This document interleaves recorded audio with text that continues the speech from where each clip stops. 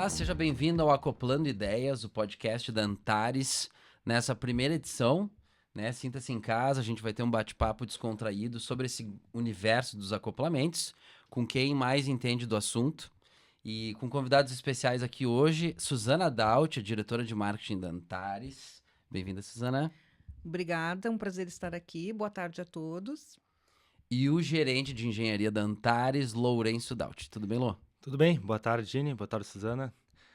Muito obrigado pelo convite. Muito bom estar aqui no primeiro de muitos, né? Primeiro podcast de muitos. De muitos bate-papos. E, né, se a nossa audiência tiver dúvidas, perguntas frequentes, quiser saber um pouco mais, a ideia é aproximar os nossos especialistas dos usuários e de todo mundo que acompanha esse universo. O universo da Antares já está muito grande, né? Com uma série de visitas no nosso site, nas nossas redes sociais, vocês podem acompanhar em todos os canais. E aqui agora a gente vai ter esse canal aberto também para bater papo e aprofundar um pouco mais esses temas. Hoje, um tema especial, né? Uma das versões mais especiais dos acoplamentos dentro do universo da transmissão, que é o eixo flutuante. Então, para a gente começar o bate-papo de hoje, que é sobre eixos flutuantes, Su, tu dá uma pequena introdução para a gente sobre para abrir as conversas sobre esse trabalho. Claro, a gente pensou em começar falando do eixo flutuante porque ele é um acoplamento flexível que tem as mesmas características do acoplamento normal, tradicional da linha AT. Por exemplo, alta tolerância a desalinhamento, uma alta capacidade de absorção de vibração, mas ele tem um outro papel muito importante, que é ele se adaptar a uma distância maior entre as pontas de eixo. Ele é diferente do espaçador entre os cubos. Essa característica dele é o que a gente vai abordar hoje. Maravilha. Lourenço, tu nos ajuda então para abrir os trabalhos aqui. Vamos começar pelo básico, pelo começo. O eixo flutuante, então, é uma versão que a Antares desenvolveu para o acoplamento flexível em instalações onde as pontas de eixo são acima do padrão. O que significa isso? Explica para nós. Vou começar então pelo padrão, né? Pelo acoplamento padrão, que é formado por 2 cubos e um centro elástico, né? E no caso do acoplamento com eixo flutuante, a gente tem um cubo, um centro elástico, um eixo flutuante no meio e outro centro elástico e mais um cubo, né? E tem rótula, porta-rótula, mas por fora a visão é essa, né? E ele tem essa configuração para justamente aumentar essa capacidade de acomodação de desalinhamento e, consequentemente, de vibração. E é um desenvolvimento já antigo, já bem consolidado no mercado, que está em constante desenvolvimento. E, enfim, é um produto realmente muito, muito bem visto pelo mercado. E os eixos flutuantes são aplicados só em acoplamentos flexíveis ou em outros modelos de acoplamentos também? Então, o eixo flutuante, ele é mais um conceito, assim, ele utiliza 2 lados de um acoplamento e ele usa um eixo geralmente maciço no meio, então por isso o eixo flutuante, né? O espaçador, ele é geralmente tubular, ele tem 2 flanges e tal, ele não é bem um eixo, né? Então essa é uma diferença bem grande. E também o espaçador, ele não tem um outro centro elástico, elemento flexível, enfim. A gente tem eixo flutuante também em acoplamentos de engrenagem. Esse também é um projeto bem tradicional da indústria de acoplamentos. Mas aí é mais usado em equipamentos que têm menos vibração ou que exijam um sincronismo angular, porque o acoplamento de engrenagem ele tem essa rigidez torcional. Então, mas nesse caso do AT, né, ele realmente tem essa flexibilidade, essa acomodação maior de desalinhamento. E se o usuário, então, não usar o eixo flutuante, digamos que ele não conheça ou não queira usar, não opte pelo eixo flutuante, que outra alternativa ele tem? Muitas empresas ainda usam eixo cardan, é ainda uma alternativa barata, em alguns casos atende, em outros não.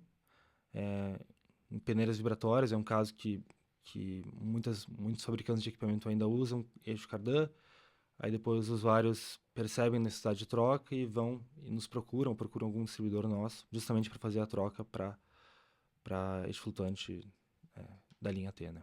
Muito bom. Su, tem um case para contar pra gente sobre isso? Pois é, o Lourenço estava falando de peneira vibratória e eu lembrei de um case que não é muito recente, mas que é muito impactante, porque foi uma mineradora,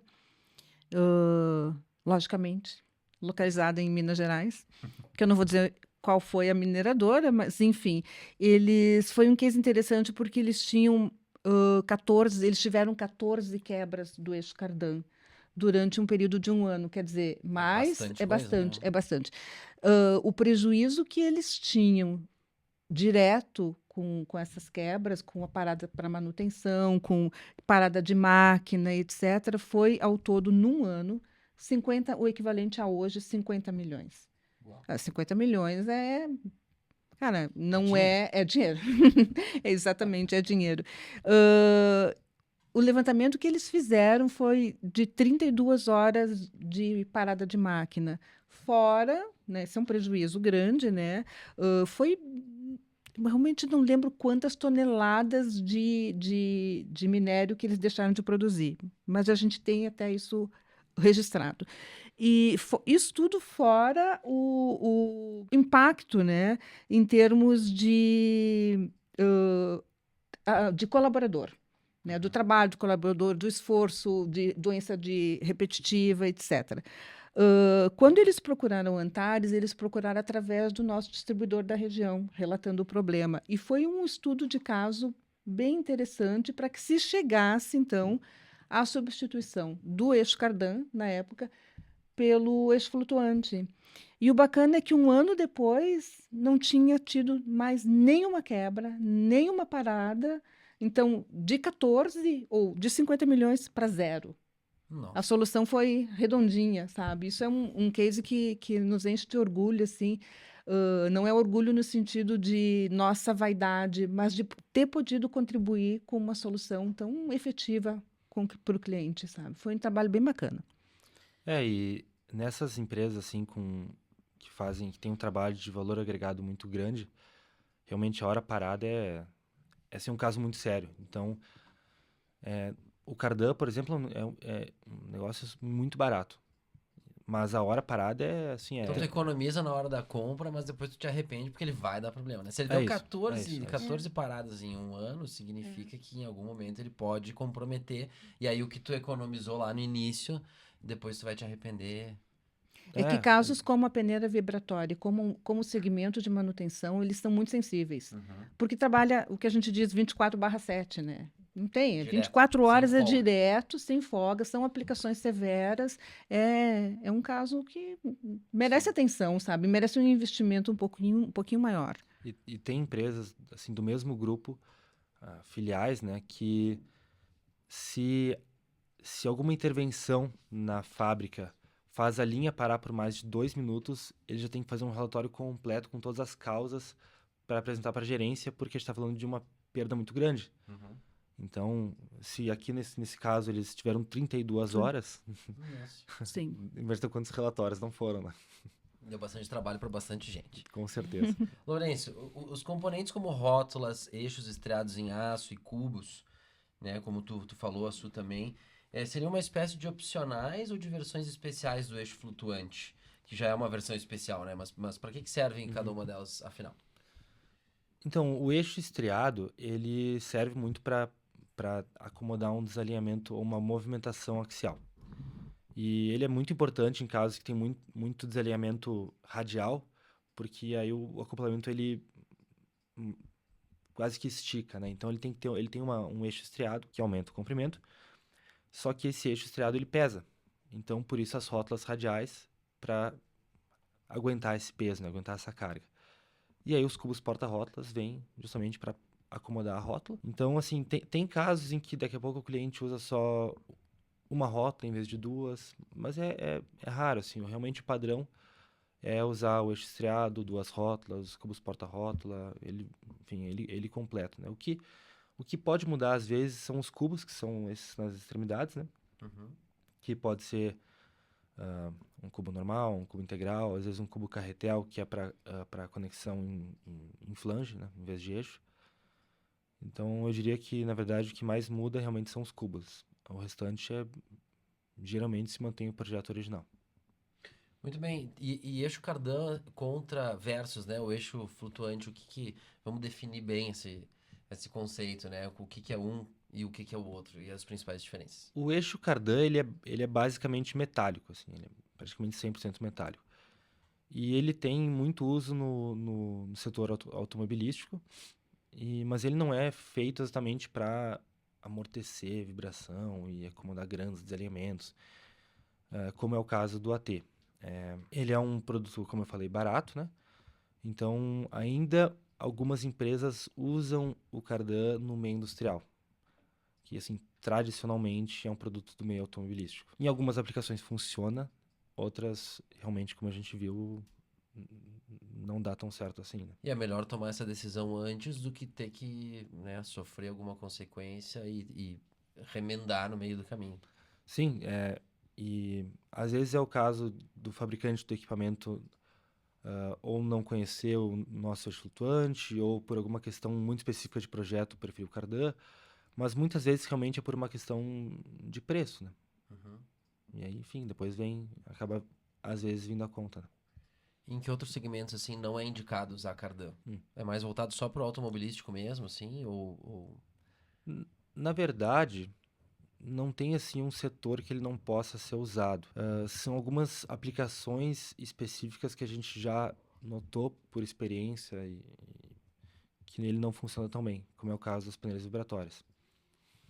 Vão ter outros casos que ele realmente também deixa a desejar, alguns no setor agrícola, outros no setor até portuário, mas realmente o maior caso, o nosso caso mais recorrente é de peneira vibratória, né? E nesse caso da mineradora, como é que a Antares detectou esse problema? Como é que isso chegou até vocês, assim? Como é que se deu a resolução desse problema? A gente tem muita entrada nessas mineradoras por causa dos nossos distribuidores. Então, eles estão muito presentes nessas mineradoras.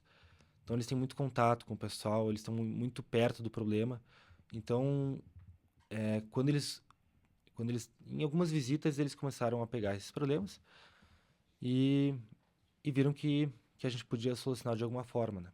E até o próprio pessoal da manutenção não tinha esse conhecimento de que existia uma opção a não ser o cardan. E a gente veio com a solução e mostrou para eles que existia e que eles podiam ter algo que funcionasse de novo, né?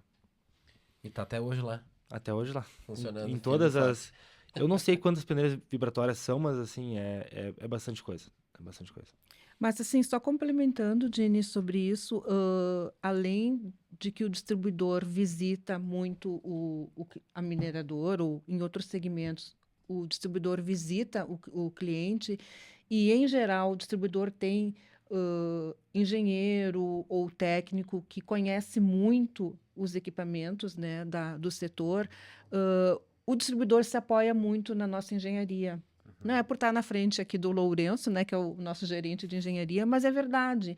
O distribuidor se apoia muito. Então, quando ele se depara com um problema que ele não consegue ou que ele precisa do auxílio da fábrica, a fábrica dá esse auxílio. E não tem nenhuma dificuldade da fábrica mandar a equipe lá e ver em loco o que está acontecendo, né? Teve alguns episódios, enfim, né, da história na história da Antares, que assim, o cliente chegou a mandar um avião aqui de pequeno porte para pegar um engenheiro para levar para lá com o produto debaixo do braço, literalmente, sabe?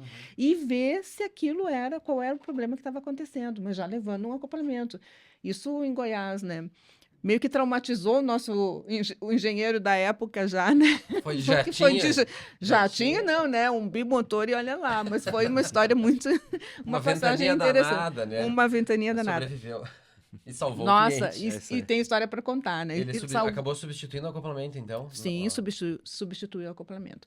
Então, essa parceria, que eu diria que é um trio, né? O Antares, cliente e distribuidor, funciona muito bem. Uhum. Muito bom. Bom, recentemente, né, o mês de maio de 2024 foi marcado por terríveis intempéries e tragédias no estado do Rio Grande do Sul. Antares, uma empresa gaúcha, sediada na Serra Gaúcha, e viveu de perto, né, tudo o que aconteceu no estado do Rio Grande do Sul, com chuvas infinitas, né? A gente olha para cima, vê o Pantanal lá na seca, com queimadas, lá não chove, aqui não para de chover. E teve uma situação específica que o DEMAI, que é o órgão responsável, né, pela administração de águas e esgotos de Porto Alegre, entrou em contato com a Antares e o que aconteceu? Me contem aí o que que vocês fizeram, como é que vocês ajudaram nessa história toda? A gente estava acompanhando a situação do DEMAI bem de perto.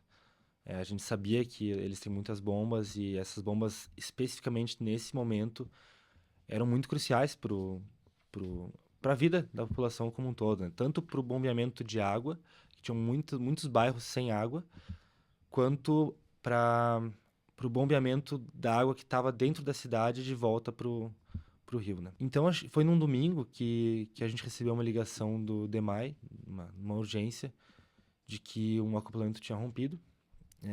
Isso por causa da quantidade de lixo e detritos que entram na tubulação e tornam a aplicação muito mais severa do que ela originalmente é, né? E então, na época, em maio, né, o nosso diretor, o Cristiano, atendeu, combinou com eles tudo. A gente fez uma mobilização do pessoal todo para justamente pegar algumas peças novas, né, já para o pessoal também ter estoque. Foi lá na nossa filial, onde tem o estoque, pegou as peças, faturou, fez tudo e levou até o batalhão do Exército, onde estava o helicóptero, para levar. E a gente levou em mãos essa peça lá pro helicóptero. O parênteses é que isso tá ficando recorrente já, né? Eu acho, de virem buscar Antares para solucionar algum problema gravíssimo de jatinho, de motor, helicóptero, seja o que for. E aí o Exército levou essas peças, algumas dessas peças de helicóptero, e as outras o Cristiano levou de carro até o DEMAI, pôde acompanhar lá de perto, viu que realmente a situação da tubulação como um todo estava bem complicada, assim. Então, realmente, foi bom, inclusive, que a gente levou algumas peças reservas, porque realmente podiam acontecer novos rompimentos por causa dessa severidade, né, da situação. E aí os acoplamentos foram substituídos nas bombas, ou como é que se deu esse processo? Foram super rapidamente, acho que em questão de algumas horas estava rodando de novo e a população estava recebendo água normalmente. Então, o acoplamento ele é uma peça, né, que se ele não está funcionando corretamente, causa um estrago gigantesco, compromete muito a operação, um custo elevadíssimo de manutenção e também, bom, ali a questão das bombas, né, no meio das enchentes, todo mundo imagina o tipo de consequência que tem. E aí tu diz que em poucas horas já houve a substituição do equipamento e todo, né, o motor voltou a funcionar bem Realmente o acoplamento é um item que quando está funcionando bem, não gera estresse nenhum, o cliente nem percebe que ele tá ali, né? Ele é tipo o juiz do futebol, assim, quando o juiz é bom, tu não nota que ele tá no jogo. Então é mais ou menos por aí. Agora, se o juiz começa a aprontar, Esse é o problema. todo mundo percebe, né? Vira o centro das atenções. Isso aí. Não, ótima Então, analogia. eu tenho uma outra analogia que eu costumo usar, né? Porque eu não sou engenheira, não sou técnica, né? Eu sempre olhei o acoplamento como um fusível. Porque ele não tem um alto valor agregado. Ele é uma peça que, no conjunto todo do equipamento, ele é o mais barato, ou um dos, né? Porém, se ele desarma, ou no caso, quebra, ele evita que a continuidade, me corrija se eu estiver errada, Lourenço, ele evita a continuidade do funcionamento, da operação dos outros componentes que estão, sei lá, motor, bomba, etc. Ele para e isso evita com que uma máquina, às vezes um equipamento de um valor agregado muito mais alto, quebre.